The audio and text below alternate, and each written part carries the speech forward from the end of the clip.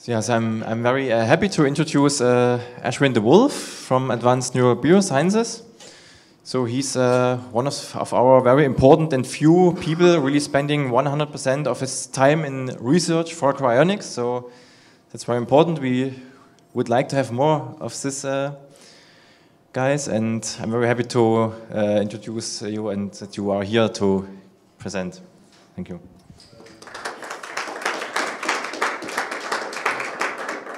Well, thank you. Thank you very much. I really appreciate to be here. I'm really grateful for being invited.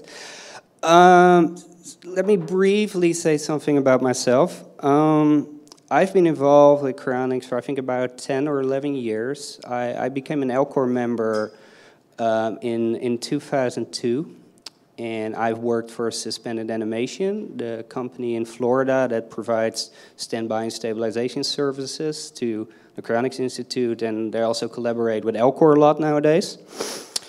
And then in 2008, we established our own company to research cryonics, and we were very explicit about that. You know, some companies who do research relevant to cryonics kind of keep it hush-hush, but we were very explicit about that from the start.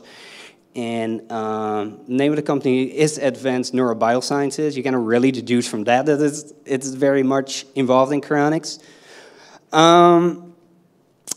Over the years, we kind of moved from what I would call investigating cryonics under realistic conditions, like introducing a lot of ischemia and then seeing what the effects are, to more advanced models. So currently, we're doing brain slice work, and we're also doing whole brain cryobiology.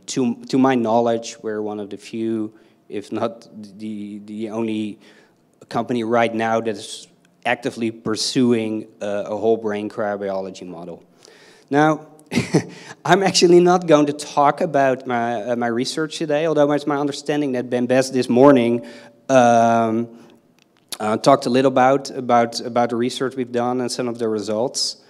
But what I want to talk about today is something that has been on my mind, and I think it's really relevant because we can do a lot of research, but eventually that research has to be translated, you know, into some tangible technologies. So that's something I want to talk about today, like how do we identify things that could improve cryonics, how do we validate them, and then ultimately, how are they implemented, and if they're not implemented, if there are delays, what could be the reason for that? So I think that's pretty relevant and practical. So let's go on a brief journey from liquid nitrogen to cryonics. So in April 15, 1883, there was the first, nitrogen was first liquefied. So you could say actually at that point it became technically feasible to do cryonics, at least at these really low temperatures. Then after 1945, liquid nitrogen became widely commercially available. Then in 1962, Robert Attinger published The Prospect of Immortality, one of the most important books, I think, for starting this whole thing. There was also a book by F. Cooper, but I think it didn't get the kind of recognition that Bob Attinger's book got. And then in 1976, there was the cryopreservation of James Bedford. Now, there were earlier cryopreservations, but unfortunately, none of these people have made it. James Bedford is the earliest cryopreserved person who is still cryopreserved today. He's at LCOR, and you can even see his old doer there. So I want you to keep in mind some of these data and the kind of time frame for this if we move forward and look about the time frame in which new cryonics technologies have been introduced. So this is technological progress in cryonics according to what I call them, like the outside world, the skeptics. They're thinking like, well, if you're working on cryonics, you must be working towards suspended animation, and it kind of looks like this. You go in some sophisticated chamber, and then you get, you know, well, I wouldn't even call it resuscitated. You basically, you know, wake up from a sleep, and that's kind of the impression of a lot of people what cryonics research is all about. Now, this is basically what it means to us, technological progress in cryonics. So they're storage vessels. Now there are different design possibilities, like a Duor or a cryostat, and things you need to research, like what are the boil-off rates? How long does it take for the liquid nitrogen to boil off? What is the right diameter for a Duor? Clearly, if you wider diameters, you know, everything else is the same, you have lower boil-off rates. How do we move patients in and out of Duors? How do we protect them indoors? So these are some of the practical issues involved with storage vessels. Cryoprotectants, well, clearly, unlike what a lot of outsiders still believe, we do not just dump someone in liquid nitrogen. We want to protect them against ice formation. So what are good cryoprotectants? Glycerol, DMSO, mixtures of cryoprotectants. If they inhibit ice formation, are they toxic or not? Then there's cardiopulmonary support. And I think that's even more obscure for outsiders too, because cryonics in reality is not done under ideal conditions. People have to be pronounced legally dead. They go through a prolonged agonal phase. And we have to get these people to a cryonics facility to start cryoprotectant perfusion. So that means we have to keep the blood flowing to the brain. We have to cool them down rapidly. And we also give a number of stabilization medications to prevent clotting, or if clots have been formed, to break up these clots. So as you can see, cryonics research is not just pushing forward towards suspended animation. I mean, it's I think the ultimate goal, and I will come back to that point later. But there are a lot of practical research topics associated with cryonics that are really, really important to actually do it. So you can make progress without achieving that ultimate goal of human suspended animation. So there is safe and cost-effective cryogenic storage. There is reduction or even complete elimination of ice formation. There is elimination of ischemia. That is particularly important because if there is a prolonged period of ischemia, that will translate itself into perfusion impairment in the brain, and that again can lead to ice formation because it's not really possible to distribute these cryoprotectants properly. So these issues are clearly related. So what is the objective of a cryonics procedure? Let's say there's a patient and a cryonics organization has to intervene. Now at Alcor, at least, we say like the objective of a cryonics procedure is to maintain viability by contemporary criteria. And what do I mean by contemporary criteria? What I mean is, like, if we would, during any part of the procedure, try to reverse the whole thing, we would be successful. Now, clearly, if we would be successful all the way down to liquid nitrogen temperature, I wouldn't be standing here and we would have human suspended animation. So the way it typically is being perceived is like we try to maintain viability by contemporary criteria, and when we lose that, the secondary goal would be to have very good ultrastructural preservation. So does the brain still look good on an ultrastructural level after doing our procedures? So what's the current status? I said I would not be talking too much about research today, but some important landmark studies I want to review briefly, so we have kind of a benchmark to see where we are and to compare that to what we can do in the field. Now, I think still the most meaningful paper published supporting cryonics is a paper published by Yuri Pachukin and Greg Fay in Cryobiology in 2006, and it reported the recovery of viable red hippocampal slices after vitrification. Now, Greg Fay, of course, has done a lot of kidney work, but the brain is, I think, even if you're a whole body patient, is still like what is really important. So we really want to know what the effect of our cryopreservation protocols is on the brain. And what they found is with the newer generations of vitrification solutions, that they were able to recover viability, and viability was measured by potassium-sodium ratio of red hippocampal slices after vitrification.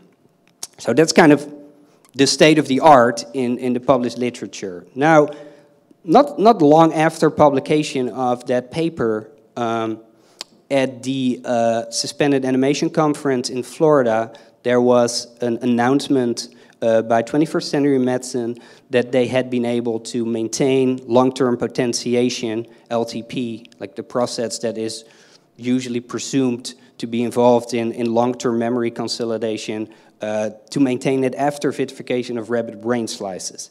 Now, these studies were published in, well, they haven't been published yet. And that announcement was in 2007. And I think I'm gradually trying to, leading up to the theme of my talk is like, how do these experimental findings are translated into tangible procedures, and are they going to get published? So what's the current stage in cryonics? I mean, how can we say that if we have such good results in the peer-reviewed literature that we can, duplicate them in a real cryonics case? Well, that's hard. Well, there's an assumption. So the assumption is, right now, and I wrote an article about it for Cryonics magazine called Securing Viability of the Brain in Human Cryopreservation. In an ideal case, we assume that cerebral viability is assumed to be lost somewhere during cryoprotectant perfusion due to cryoprotectant toxicity and CPA-induced dehydration.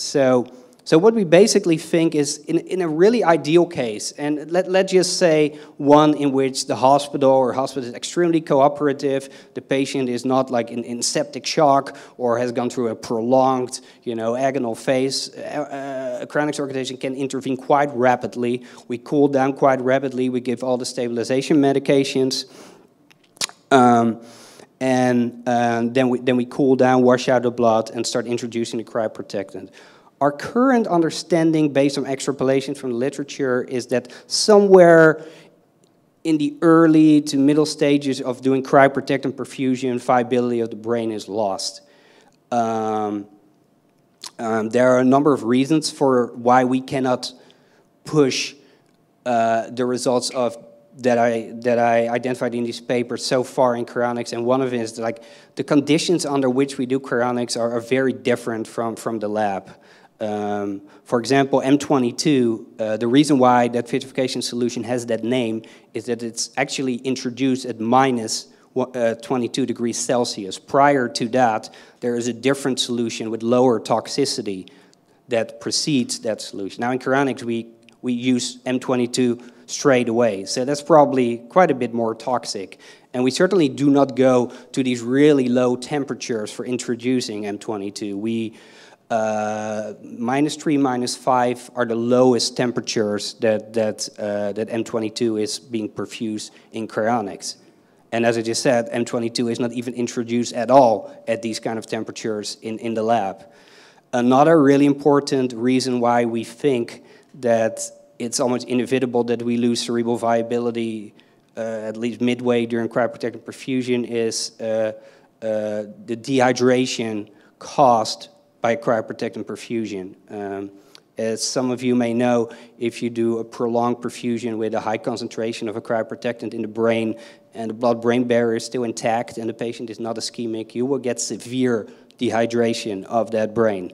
In fact, as paradoxical as it may sound, severe dehydration often in cryonics is being perceived as actually a really good indicator of good cryopreservation and that there was not a whole lot of ischemia going on prior to starting the procedure. Can we investigate if we lose viability in an actual cryonics case, like where I think we were losing it? Well, yes, we could take microliter brain biopsies, for example, during cryoprotectant perfusion and subject them to a viability assay, or we can subject them to electron microscopy.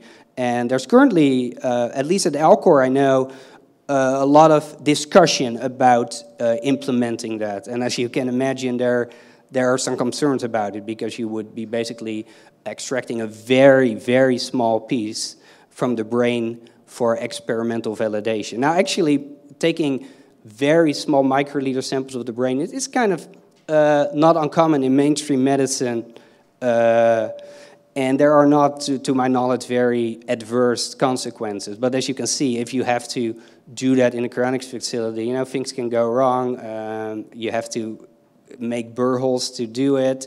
So there are concerns about it. But in theory, it should be possible during a cryonics case to kind of gather that kind of information. I want to talk about 3 technological developments that I would call pending. One is liquid ventilation. I just out of curiosity, who knows what liquid ventilation is?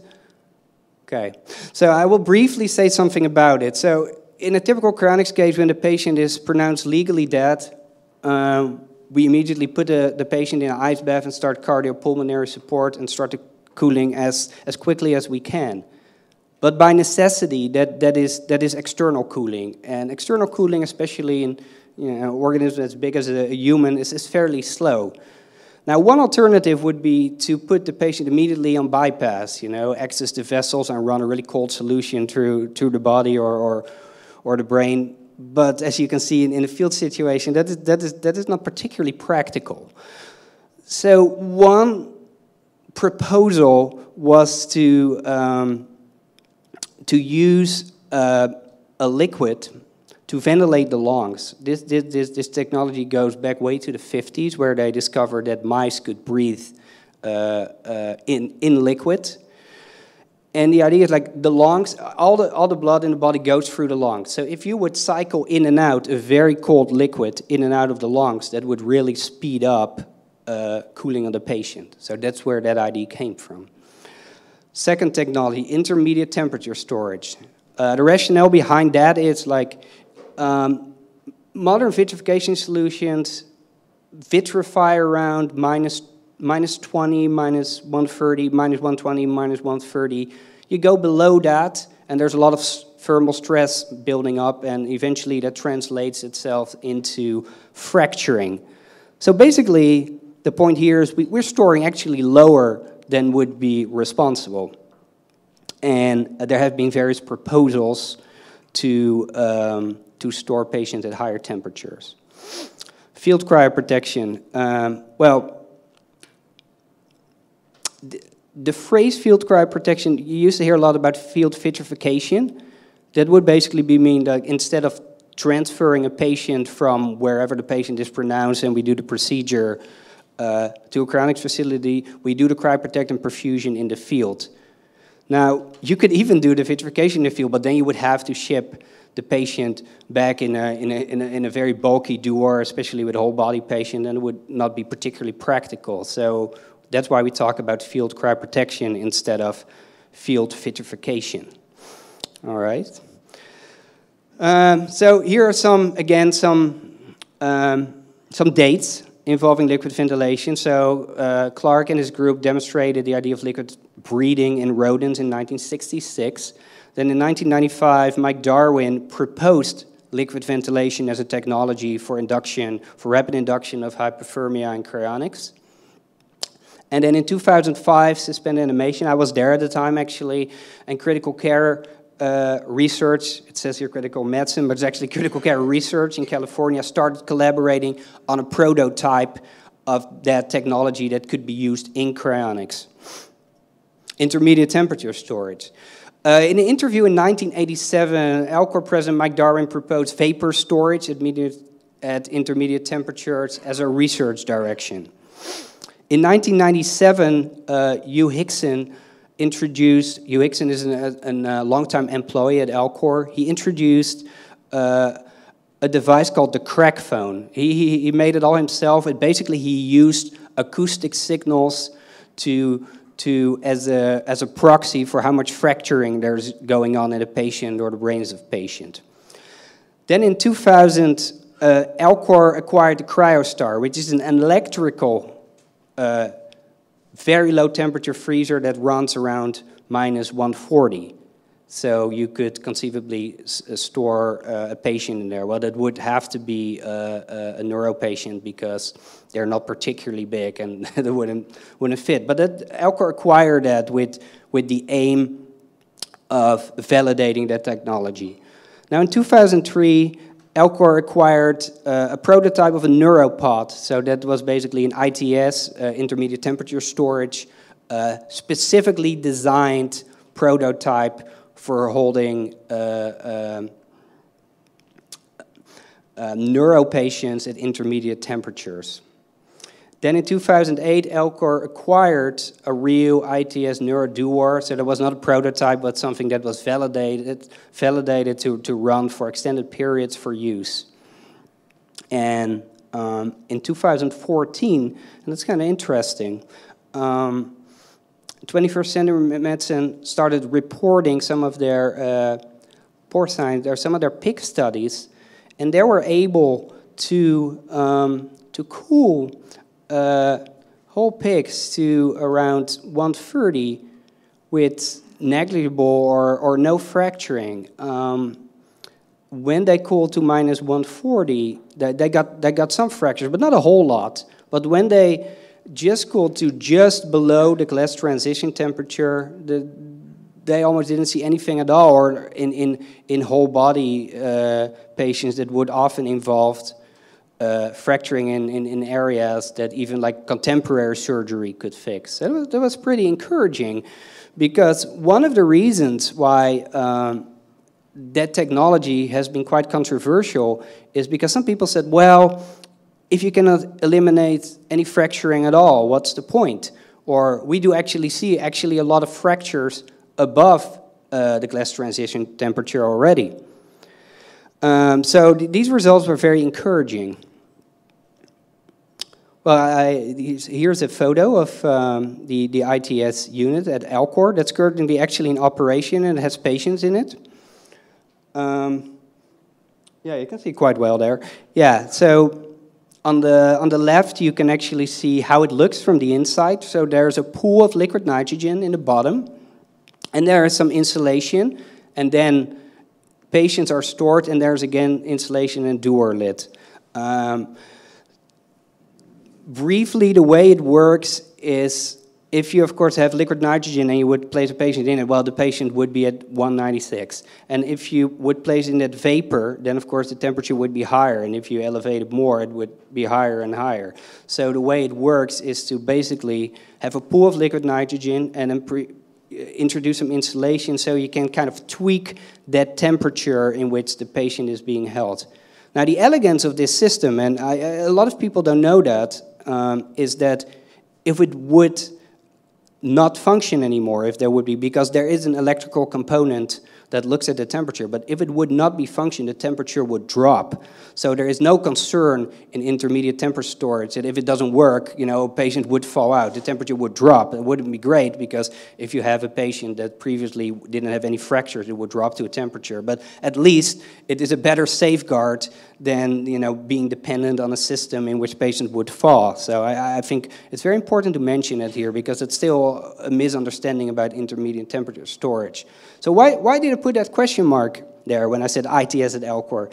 So there is this unit, and there are patients in it, but Alcor does not formally offer it.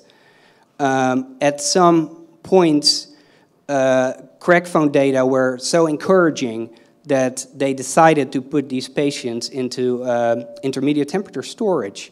But it's still not formally offered by Alcor. And there are a lot of complicated technical reasons for that I cannot go into, but it's good to recognize that it's kind of a hybrid technology now. It's kind of deployed, but not. Field cryoprotection. Well, field cryoprotection was conceived in, well, it's actually as old as cryonics itself, but because only when you have a designated facility, the whole point of field cryoprotection becomes meaningful, because in the old days, people were often cryoprotected in a funeral home or a garage or whatever. So it's only since we have like bigger designated cryonics facilities that we can talk about that. Now, field cryoprotection is another example although there's a lot of like debate whether we should introduce it, if so, in which cases we would apply it, what the protocols would be. It's interesting to note that this technology actually has been used already. Field cryonics has been done twice, as far as I'm aware, at least in the history of Alcor, and there was also a collaboration between SA and the American Cryonics Institute. In 1999, there was a case in Australia in which the patient was perfused with glycerol and then shipped on dry ice. And in 2004, and I was working at SA at the time, there was a case as well in which the patient was at the funeral home perfused with glycerol and shipped on dry ice to the Cryonics Institute, who does the storage for ACS. So the status currently is on field cryoprotection. Alcor has authorized it now for its overseas cases. And the reason for that is kind of a cynical reason, but as much as we would like to, we see a lot of overseas cases still ending up being a straight freeze. Now, even a rudimentarily but competently done field cryoprotection would be better. So that was kind of an easy decision to make. And my understanding is CI has made a similar decision for their overseas patients. So now I want to get back again to these technical developments that I was talking about. So liquid ventilation was like proposed, and the work started on that in 1995. And it has not been implemented in cryonics yet. So that's a long time ago. Intermediate temperature storage was first envisioned and started to get explored in 1987.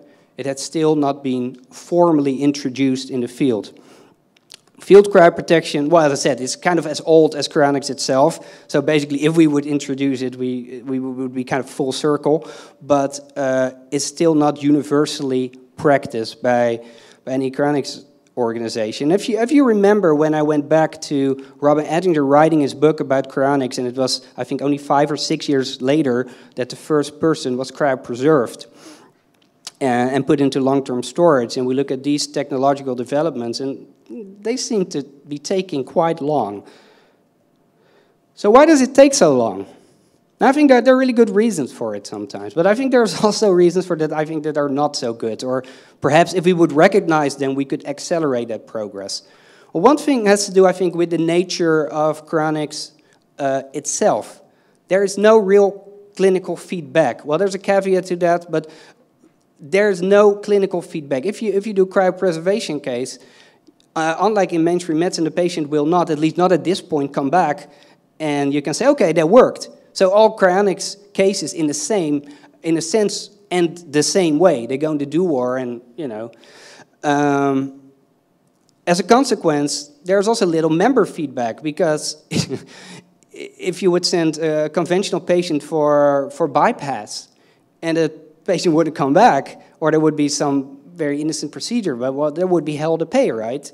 Or when a hospital would use a very outdated technology, there would be a lot of outrage from the public. We don't really have that in chronic, and I think these two things are related. There is not real clinical feedback, so therefore there's not a whole lot of feedback from members. I mean, I think there might be around 10 chronics cases a year. I mean, how much real debate and assessment is there of these cases, like how well did we do and so forth. Then there's technological optimism. I will get to that point, that's how I underlined it.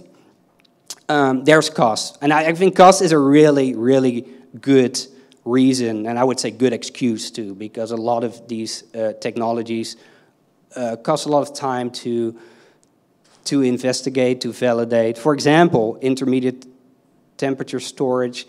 My understanding, liquid nitrogen consumption is 3 times as high as for conventional long-term storage. So you could see that, especially in organizations like Alcor, who already has problems retaining members because of high cost and high dues, is very reluctant to introduce a technology, especially if it replaces the older technology that is substantially more expensive. So I think that makes sense. And then there are institutional staff changes. It may have occurred to some of you that if you look at cryonics organizations over a longer stretch of time, you often see a lot of people who just don't work there anymore. And the presidents of cryonics organizations seem to change every couple of years. It has now stabilized a little, and I think that's good. But with these changes, there are different priorities. So you could be working on one project one day, and then there's a new staff change, and you can be put on some other projects. So in all these 3 projects I was talking about, it's not the case that they are being pursued every day. And it's more like someone said, well, I think it would be really interesting and important to introduce these technologies, and then we get on the bandwagon again. But it's not like these kind of technologies are being pursued continuously, and any kind of setback can reflect technical or cost issues. And then there's the perfect is the enemy of the good. I'm going to say a little bit more about that as well. Well, technological optimism. I think one of the most popular phrases in cryonics is a technology that can do X should be able to do this or that as well. I think it's most commonly used, of course, in the defense of neuropreservation, a technology that can reverse aging and do all kind of advanced repairs at the molecular level should be able to, create a new body based on the patient's DNA. But the technological optimism can stretch a little further, because if you're of the opinion, and actually I'm quite partial to the perspective myself, that it's very hard to irreversibly destroy information, you can be very optimistic about inferring the original state of something from its damaged state. And in a way, subconsciously, they can start affecting what you think is a priority in a cryonics organization. So, and there are actually cases, I think people would not really go public with that, but there's certainly good examples in cryonics where people said, like, well, we can do these kind of technological innovation, but it's mostly just good PR, because our preservation should already be sufficient to allow meaningful resuscitation of the patient in the future. So that's technological optimism. The perfect is the enemy of the good.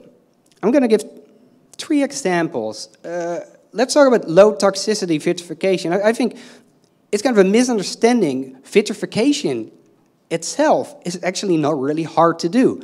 If you take just a very high concentration of a cryoprotectant or a mix of 2 very strong glass formers, it will not freeze. But what we ideally want is low toxicity vitrification. So vitrification was introduced in cryonics at Alcor in 2000.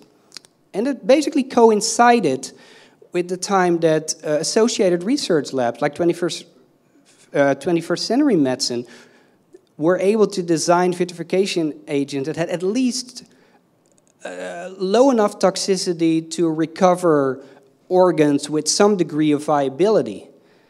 Now, this is an interesting question, because let's rewind a little back to, let's say, the early 80s, where most patients either were frozen or had a substantial degree of freezing. With even like these higher toxicity vitrification agents, would they have been an improvement over what was then? I mean, ice formation, there are a lot of myths about ice formation, but it's still pretty serious mechanical damage. So I think perhaps the case could have been made that even the higher toxicity vitrification solutions would, for cryonics, have made a lot of sense at that point. Another example, portable liquid ventilation. Now, one of the problems with liquid ventilation is that under that rubric go a lot of different realizations of the technology. You can, for example, just take a physiological solution, pump it in the lungs, get it out, pump it in again. That's, I think, the most basic incarnation of liquid ventilation. Then you can use perfluorocarbon and have a very fine-tuned, automated, computerized device to pump the liquids in and out. But if you do that, of course, then there's a problem. How are we going to transport that equipment? Is it too fragile to be put on an airline? And an organization like Suspended Animation often has to fly to different parts of the country to do a case. So they would have to have something portable. But then again, you can ask, okay, if portability is such an important thing, but is an important thing for a local case, can we then at least not introduce that technology for local cases? And about, I don't know, Max, how many cases are local for Alcor, would you say? Yeah, so at least a third of the cases for an organization like Alcor are local cases. So you might argue that you could introduce the technology, at least in local cases, if everything else works fine. Fracture-free storage. So clearly this has to do with intermediate temperature storage. I think one thing that has really prevented intermediate temperature storage from being pursued more aggressively and introduced is this ideal of like, well, if we cannot, I talked about it a little earlier, if we can eliminate any kind of fracture, then it's probably not a good idea. But if you think about it, let's say you have only, you know, a fracture in the spleen or just in the leg. I mean, even by contemporary technologies, that can be fixed. Also, what was going on there is that cryonics is typically done in kind of messy conditions. And I think it would not be an exaggeration to say that at least 90% of the cases there is some degree of ischemia. That ischemia will translate itself in perfusion impairment. Perfusion impairment will translate itself in ice formation. And ice will, of course, fracture at a much higher temperature.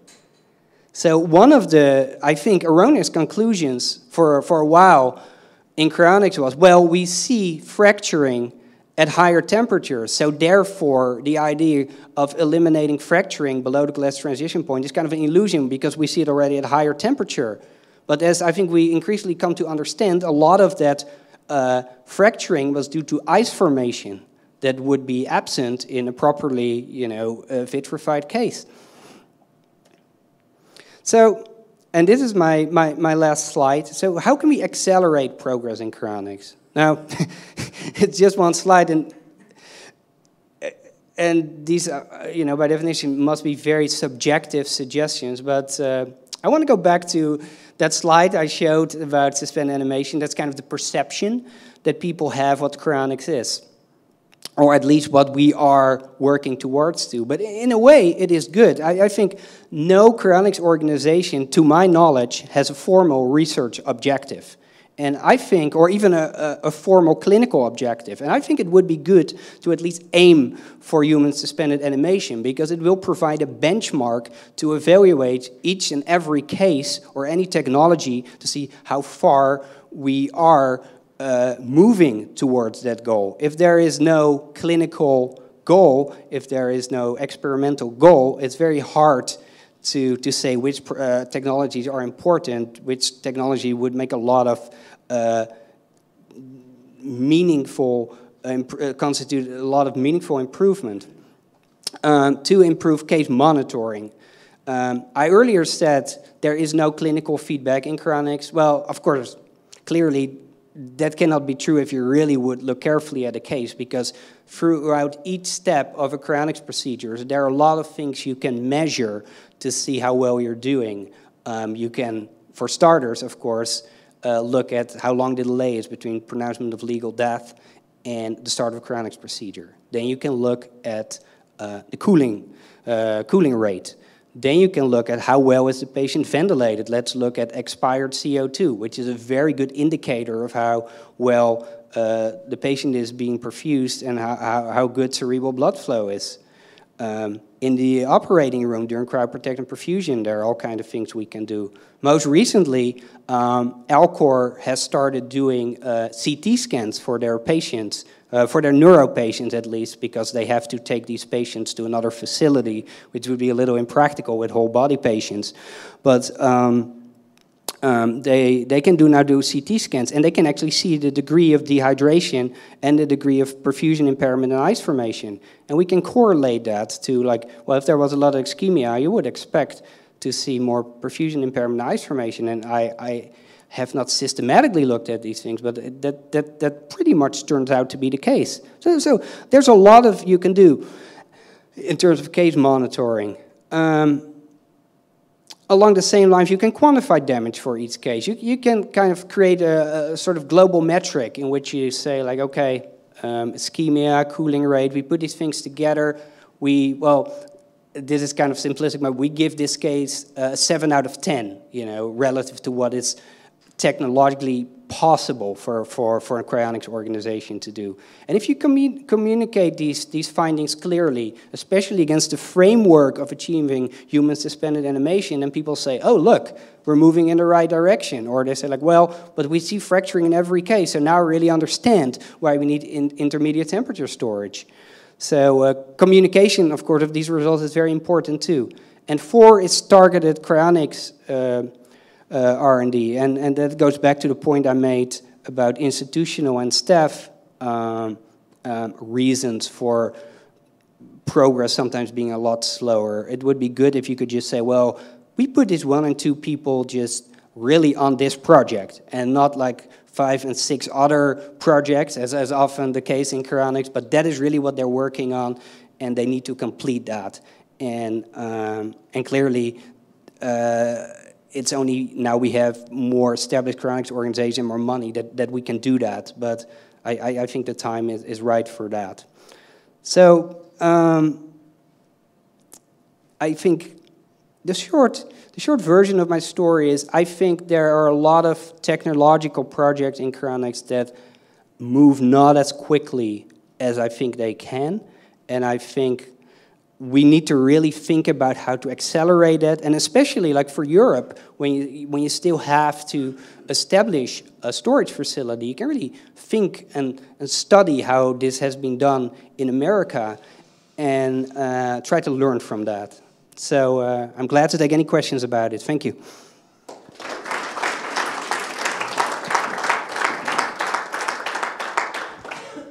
Thank you very much, Aschwin, for this nice talk.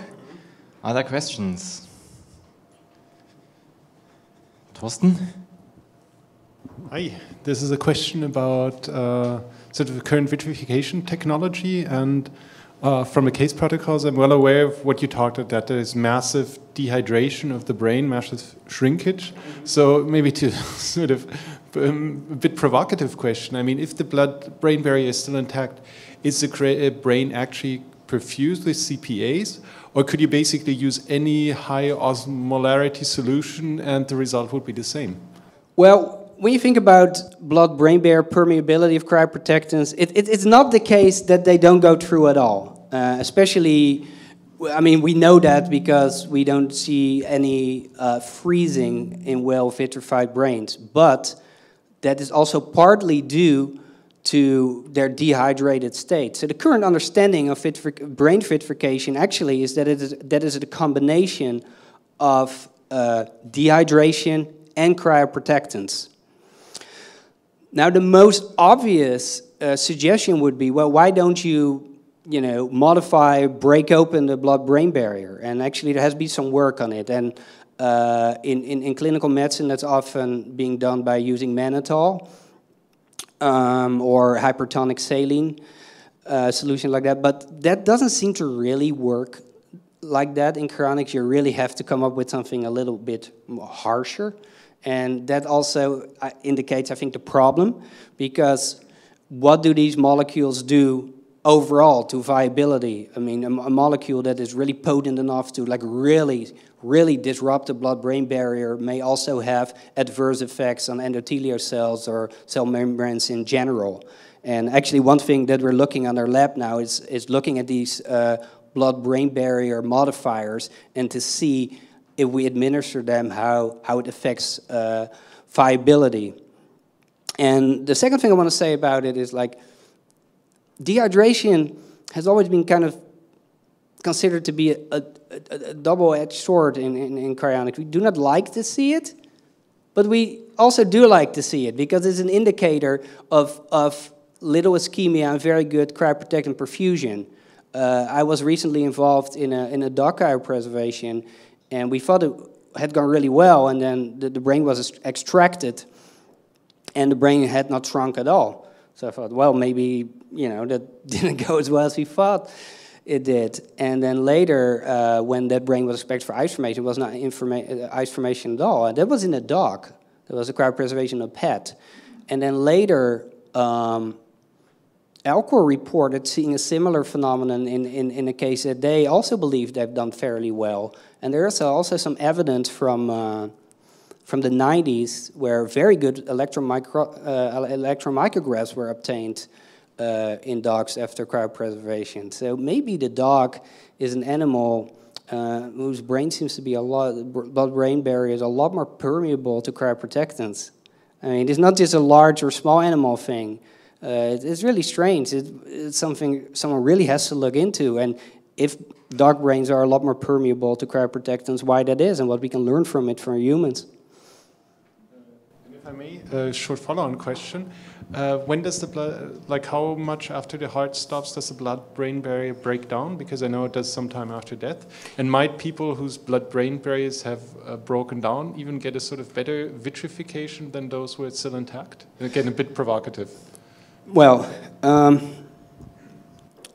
the breakdown of the blood-brain barrier is like a progressive thing. It's not like it is there or it's not there. It's like progressive injury to, the blood-brain barrier.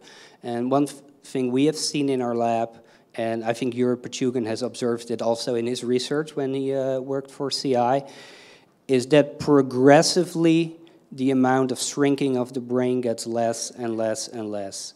And you get into 24 hours of cold ischemia or 1 hour of warm ischemia, there is a breakdown of the blood-brain barrier that doesn't permit any dehydration anymore.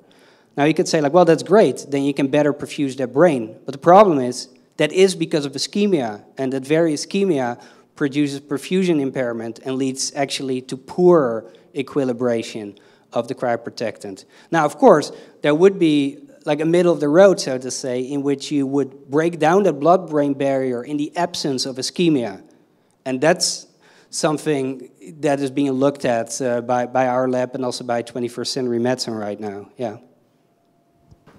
Just on that last slide, Aschwin, 2, 3, and 4, a case could be made that those aren't potentially ideally positioned within the cryonics providers themselves, but that there ought to be some kind of independent mechanism to score cases and monitor or audit and even do R&D potentially. What's your take on that? Yeah, I think that's really an excellent point. And since I've been involved in cryonics, there have been several proposals to create an independent organization that sets standards for the whole field and would evaluate the quality of cases. Now, there are a number of challenges here. The first one is recruitment of people. It's already very hard to recruit people for cryonics, to do cryonics, and it would be even harder to find people who would staff such an organization. I don't know how much time would be involved, maybe initially not a whole lot, but that's one challenge. The other thing is, and that I think is a real challenge, different cryonics organizations have different perspectives on cryonics, most notably the Cryonics Institute and Alcor. So if you set a set of standards, what would that be? Would it be CI's standards? Would it be Alcor's? Would it be something independent? But if you set a standard that is too close to the protocol of one organization, the other organization said, well, we don't really accept the verdicts or the conclusions of these organizations. Now, of course, you can say, well, fair enough, you don't have to. Then people just know that you're not a particularly good cryonics organization. I can see that perspective. But how to set a standard for the field is hard, because implicit in setting a standard is actually saying that you know that something works and something else doesn't work, at least in a lot of cases. So I think that might be a challenge as well. So as we have only one talk left, so maybe I can also ask a question. So you very in detail explained a lot of steps, also in technological progress. And let's say one very big step was the use of cryoprotectiva compared to a straight freeze, which like increased probability of a whole success, whatever this means, by a really huge factor. Do you see any more such really big step in mind which could come?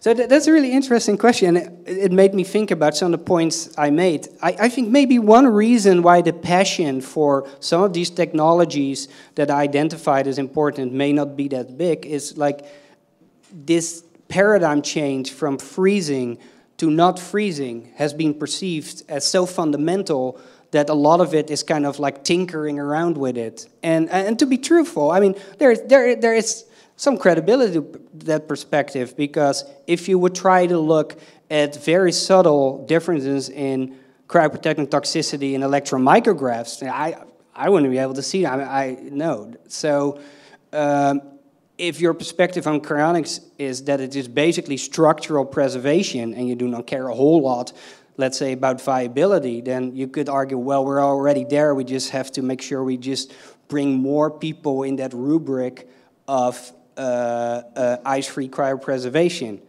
But my perspective is that sounds all good and well, but if we want to make a strong case to the rest of the world, we really have to move to the goal of human suspended animation, so where we can basically say, okay, this patient is critically ill, but we place him in a condition or her that is reversible even by contemporary standards, so the cryonics process itself doesn't cause any damage anymore. I've called that cryonics without repair.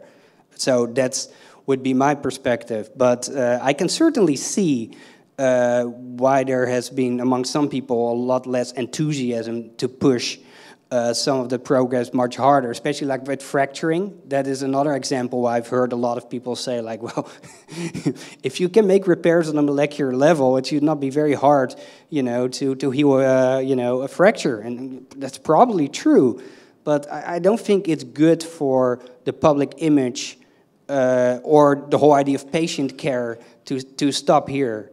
If I would have to choose a technology that I think would be most important right now to pursue, it would be field vitrification or field cryoprotection. And the reason for that is although we have this great vitrification technology, I think it can fairly reasonably be assumed that not a whole lot of patients are fully benefiting from that, because they're being pronounced legally dead, like in locations very far away from the facilities. There's a lot of ischemia. That ischemia, as I said earlier, translates itself into perfusion impairment. You get a lot of ice formation. So we have this great vitrification agent, but despite of that, there's still a lot of ice formations. So I think you're going to see in the near future in cryonics a lot more emphasis on how do we bring more people into this ice-free cryopreservation in reality. And field cryoprotection would, of course, be a very good development there, because you can pretty much start right away where the patient is being pronounced legally dead with doing cryoprotectant perfusion. So that would be my priority if I had to pick one of the three that I talked about. In this direction, do you think something like toxic-free magnetic freezing can ever be possible for cryonics? So, yeah, I've heard a lot about it, and that is really not my background, and I haven't not a whole lot of... some people that I do really trust their judgment do not think it's a very feasible technology, and I kind of defer to them, but I cannot say anything personal about that, no. Thank you very much. All right.